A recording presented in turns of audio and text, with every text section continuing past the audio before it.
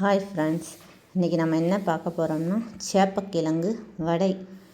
இது நம்ம என்ன செய்யலாம்னா, முதல்ல கிழங்கு நல்லா கழுவிட்டு குக்கரில் வச்சு ஒரு 4 விசில் விட்டு எடுத்துக்கலாம். எடுத்து இந்த மாதிரி கட்டி இல்லாமல் நல்லா மசிச்சு விட்டுக்கணும்.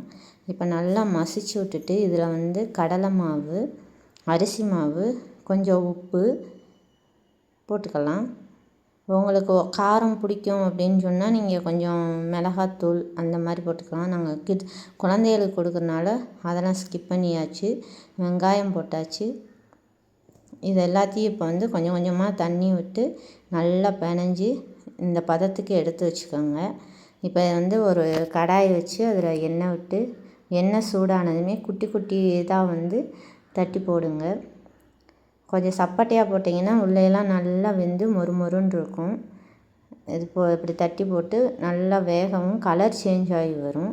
கலர் சேஞ்ச் ஆகி வந்ததுமே 2 பக்கமும் பெரட்டி விட்டு எடுத்திங்கன்னா சாப்பிட்றதுக்கு அவ்வளோ டேஸ்ட்டாக இருக்கும். நல்லா ஹெல்த்தியான ஃபுட்டும் கூட. கிட்ஸு விரும்பி சாப்பிடுவாங்க. ஹெல்த்தி ஃபுட்டு ஈவினிங் ஸ்நாக்ஸாக கூட கொடுக்கலாம். ஓகே ஃப்ரெண்ட்ஸ், வீடியோ பிடிச்சிருந்தால் லைக் பண்ணுங்கள், ஷேர் பண்ணுங்கள், கமெண்ட் பண்ணுங்கள். அடுத்த ஒரு வீடியோவில் பார்க்கலாம்.